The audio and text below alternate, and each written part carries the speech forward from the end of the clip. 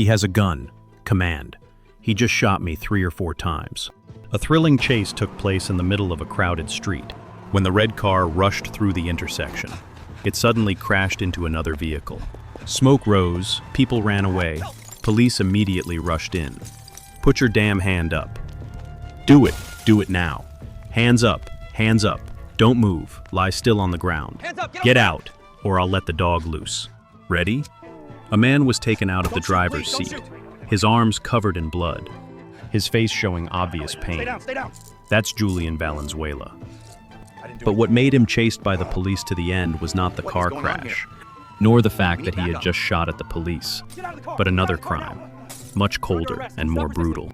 It had happened less than an hour earlier in his own home in front of 4 children. The police could not imagine that the first witness to this case was a boy who was only 5 years old. And from the mouth of that child, the truth was gradually revealed. A brutal truth that made the entire investigation team stop writing. But that's not what outraged the public most. Because when Julian was finally brought to trial, the sentence he received left millions of Americans speechless. The Julian Valenzuela case went from an armed chase to a shocking testimony and a verdict, condemned by the whole country. All is revealed right here with this channel. May 4th, 2022, Las Cruces, New Mexico. An armed man broke into the home while Serena Valenzuela's 4 young children were watching television. He did not harm the children, but went straight into the kitchen and fired 3 shots in a row. Thinking the victim was dead, he immediately fled. But despite severe blood loss, Serena still managed to call the police before she passed away. She was airlifted to an El Paso hospital in critical condition. Police immediately launched an urgent investigation to find the suspect before he continued to cause more casualties. I found the bullet, or the shell, sorry.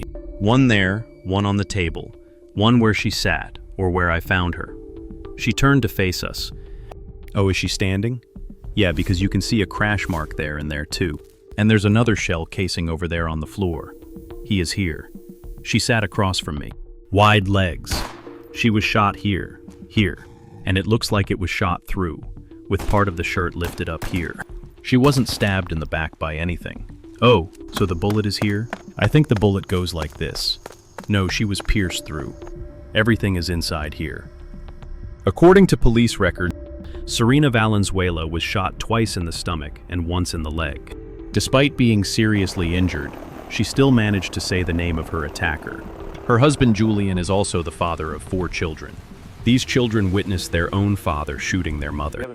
Another important detail of the case, Julian drove a red sedan. Immediately, patrol teams were mobilized to intercept any vehicles with similar characteristics. Knowing Julian's address, the police searched the house in the hope of finding the killer, or at least a clue for the plot. Search, yes. It opens both front and back. It's messy and looks abandoned. Las Cruces police station here. Anyone in the house hears my voice. Police were forced to break into the house and use force. They knew Julian was probably hiding somewhere inside the house and was most likely armed, making the situation extremely dangerous. However, after searching all the rooms, no one found any trace of him. As the force prepared to retreat, thinking that all clues were at a dead end, a sudden signal rang out from the radio. The speed limit is 40 miles per hour. A red Hyundai was traveling at a high rate of speed with its lights flashing toward Idaho. We were still watching a red Hyundai Elantra that had just appeared near a police officer's position. Realizing that it was most likely the suspect's car, the force immediately set out in pursuit, determined not to let Julian disappear again. According to the records, this car should have black bumpers, possibly a Leicester and newer model. Route 25 southbound at high speed. Passing Gardner Street received the message. The vehicle was traveling south at a high rate of speed, allowing a pursuit of the suspect in the incident. Okay, he just stopped the car. He stopped by the side of the road. He has a gun. Commander, he just shot me 3 or 4 times. Does anyone have 856? The pursuit extended to University Street, joining Espinette Street. Ignoring the red light, Julian accelerated recklessly and immediately crashed straight into a silver car. Police immediately approached the scene of the accident. Raise your damn hand. Do it now, do it now. Hands up, Don't move, lie still. Lie down on the ground. We will release the dog. Put your hands up now. Stay there. Put your hands up now. Kneel down. Kneel down now. Go forward. Kneel down. Police reinforcements at the scene. Surrounded by many armed officers, Julian was forced to leave the car and lie still on the ground. He was seriously injured in the collision, with a suspected concussion, and was unable to stand up. However, the police showed no mercy. They used batons to suppress him, while police dogs rushed to bite and hold Julian on command. Get out of here, I'll let the dog out. Ready? Even though Julian was restrained and unable to resist, the police dog still held his arm tightly for 2 minutes.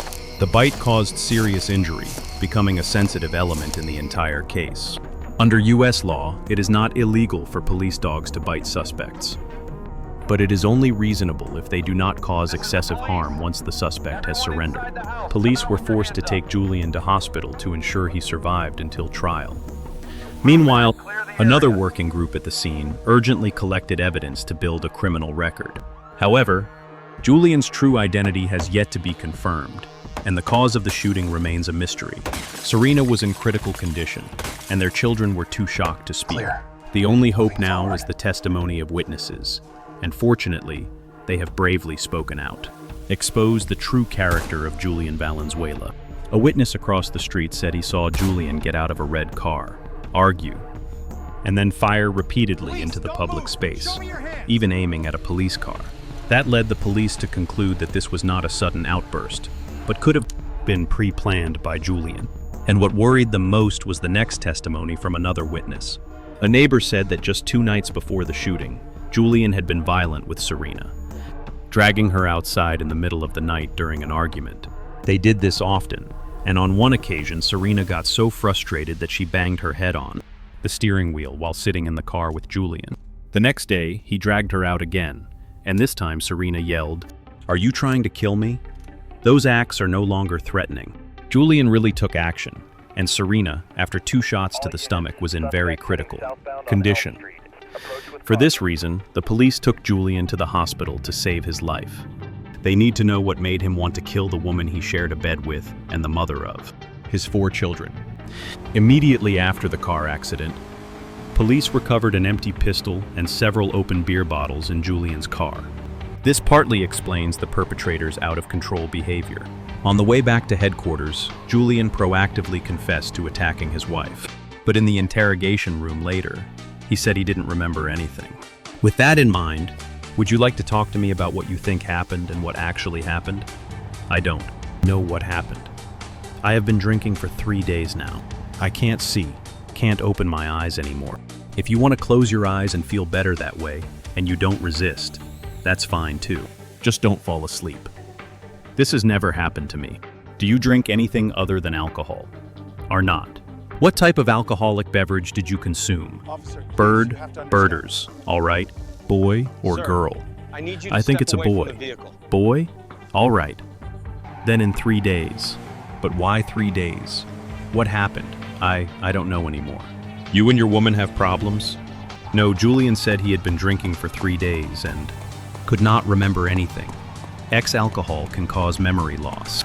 But for him, this was clearly an ideal excuse. But the police were not easily convinced. They continued to increase the pressure, trying to force him to admit his crimes. And for the inspectors, this interrogation quickly became one of the most difficult, if not the most challenging, challenges of their careers. Did you two argue? Are you arguing? I'm sorry, I don't remember. What are you sorry for? I'm sorry for what I did. So let's go back to him pulling the gun out of his pocket, okay? Are not. Oh, everything you say to us is recorded. Now you say you don't remember. I don't remember. Well, Julian, you told me what happened. I said, what did I do? No, you told me what happened. The officers told us again. Is she okay?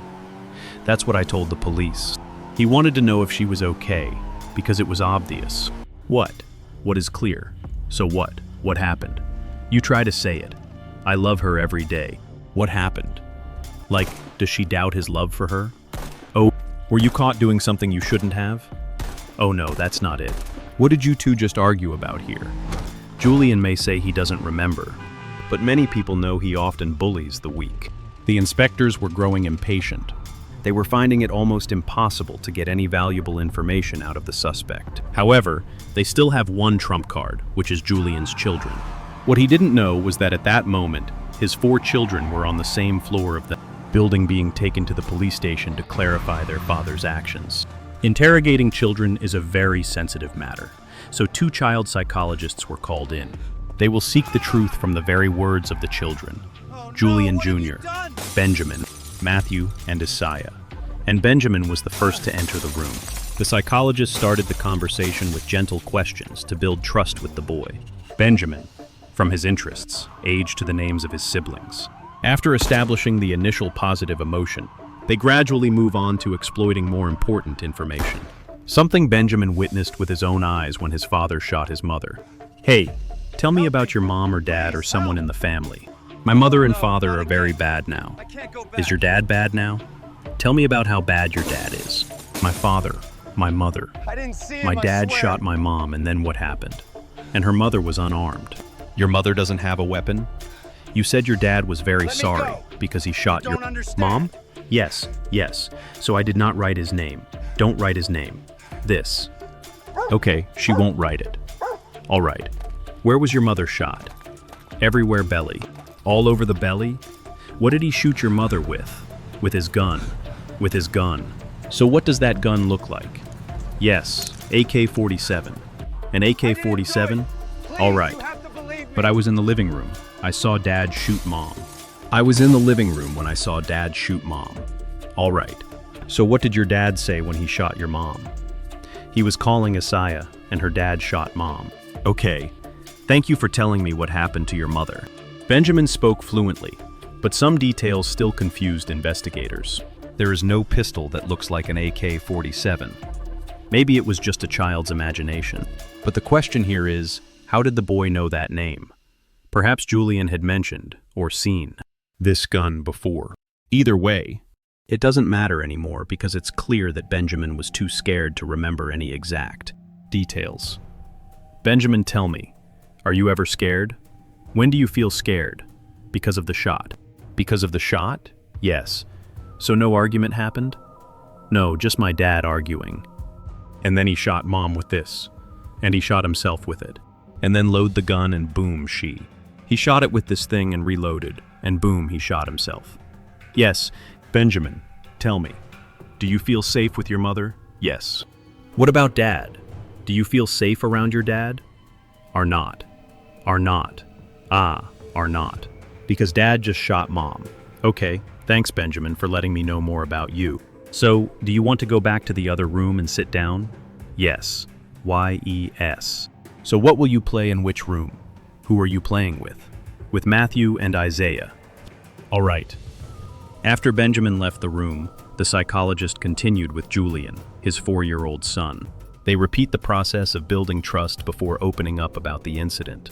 Julian Jr. tells a story that is almost identical to his brother's. And next is Matthew, the 6-year-old boy. The boy did not provide any new information, but confirmed the same details about the gun and domestic violence as his 2 younger siblings. And finally, 10-year-old Isaiah, the eldest child of Julian and Selena. Being older, Isaiah is clearly more perceptive and understanding than her younger siblings. Psychologists know this well and have changed their approach. Prepare for the most important testimony from this boy. Isaiah, have you ever heard fighting or anything like that in the family? Tell me. He complains about my mom, and yesterday he drove to her work and threw a bottle on the floor, front of her desk. Is there anything you hear or see? I heard her talking to someone on the phone. Okay, Isaiah. When were your parents? Today. Today? By the time Isaiah finished testifying, the full picture of the case was clear. Julian had abused and forced his wife to obey him for a long time. When he didn't get what he wanted, he took action right in front of his children. With the testimony of the 4 children, the police had enough grounds to charge Julian. But he still repeated the same old story. I was drunk. I don't remember anything. This denial only puts him at a disadvantage, because if he fails to provide an explanation, the inspectors will write their own indictment in the way they see best. Julian is a cold-blooded killer. Do you know who will remember this forever? Her and his children, because their father had killed their mother. And when they realized that and saw that their father didn't have the courage to honestly tell them what happened, he just sat there and said, "Well, I've been drinking for 4 days and I don't remember anything." Is that what you want people to remember you by? I remember begging her on the phone. Begging her for what? Please be with her. So she doesn't want to be with him anymore? I don't know anymore. Julian, let me ask you something else. I can't breathe. Let me ask you another question. Do you remember the beer in the car? There is a lot of beer. Do you remember the beer in the car? I remember there was a lot of beer. All right. But you don't remember selling your wife, or not. So beer is more important than your wife. I want to know what is going on. I want to know if she is okay. We are also waiting to hear back from El Paso to see if she is okay. I don't know if she's still alive. Honey, I'm trying to understand everything, but I can't get you to tell me what happened. I just remember going inside the house and that was it. Okay. And then everything from then on became a blur in my mind. I was drunk then, and I'm still drunk now. This is clearly not what he told the police earlier.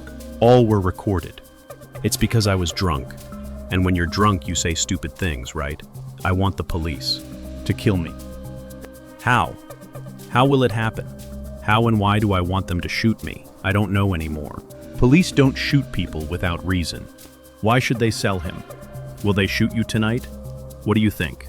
I don't remember. Don't you remember? That's something I'll put on the record.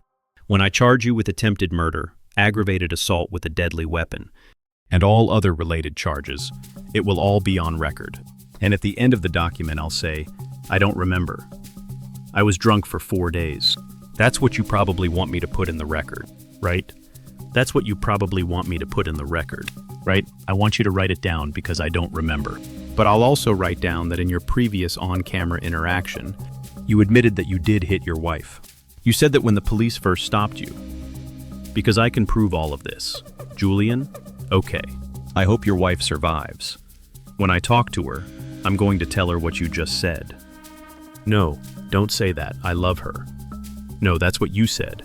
I'm going to tell her what you told me. Tell her I love her very much. No way.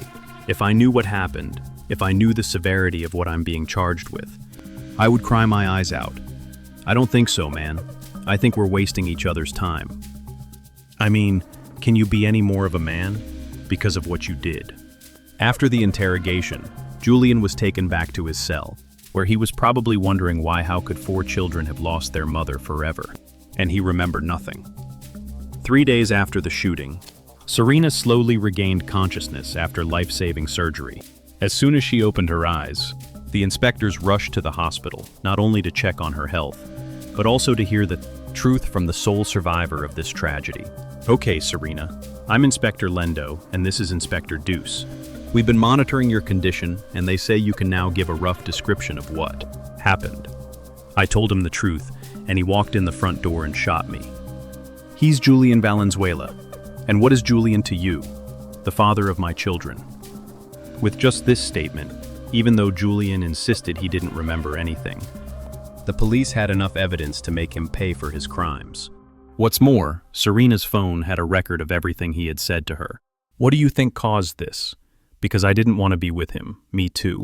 Okay, was that a face-to-face conversation between the two of you? Or what? What happened? He lied to me through text messages. He said he wanted to go home and be a good man, so I waited for him. Okay, were there any threats in the text messages you exchanged with him? Or in any of your phone conversations? What did they say? Yes, I have all the text messages. Did you have any other phone conversations besides the text messages? Yes.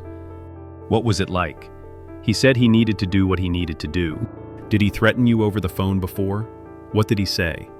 He needed to do what he needed to do. What do you think that means? He's going to kill me. Has he ever mentioned or threatened to kill you before? Yes. Whenever I said I didn't want to be with him anymore, he would threaten me. And the next thing you know, he's in the house. And she's in the kitchen. He walks in. Did he say anything to her? He starts to get frustrated. And what did she say? I said, "What are you doing?" And then I got shot. Okay. Where are the kids now? They're in the room. In the room? They heard the gunshot and came to see if I was okay. So, have you ever seen him with a gun? Yes. What kind of gun was it? A 380. No one can imagine what Serena and her kids have been through. But now she can rest easy. Julian is caught and can't hurt her anymore. Whatever Serena says now is going to keep him behind bars for a very long time. We've got him, and he's in jail, and we're working on keeping him there. I want to file a lawsuit. You want to file a lawsuit? We're going to do that. So I said yes, based on the information we have, basically attempted murder, and because there were so many children there, we're going to charge him with child endangerment.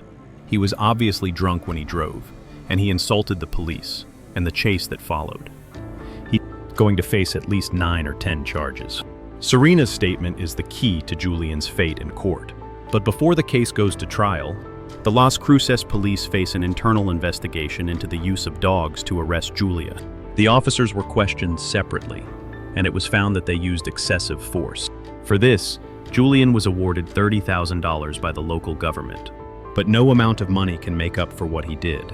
After the brutality of his wife, Julian finally had his day in court. In November 2022, he agreed to a plea deal and was only sentenced to convicted of 1 count: aggravated assault. Julian initially faced 4 charges, including child endangerment for firing a gun in front of his children, shooting at a vehicle, and assaulting a police officer. But all were dropped in a plea deal. As a result, he was sentenced to 10 years in prison, with the possibility of parole after 2 years. For many, this sentence was a shock. Serena almost lost her life, and her children were severely traumatized. Could Julian return to society after only 2 years and continue to threaten the lives of their mother and child? We can't choose where we're born, but a child shouldn't have to watch their father shoot their mother. No child should grow up with this fear. Someone who destroyed our family just a few years later could come back and knock on our door. Who is the law protecting? A 10-year sentence with the possibility of parole after 2 years. Is that enough to deter someone who pushed? Is your whole family in a tragedy, or just creating conditions for a new cycle of violence to begin? There are many cases in the past where the abuser, after being released from prison, returned and finished what he had started. So if Julian returned, who will be responsible? Will there be another tragedy before there is a harsher sentence? Tolerance needs the right people, and justice cannot be a free gift for those who have denied their humanity. Because if the law only knows how to be lenient, those who need protection will always be the first to suffer. Thank you for watching today's video. If you find it interesting, don't forget to like, share, and subscribe to this channel to help us receive the silver button from YouTube soon. Now, goodbye, and see you again in the next videos.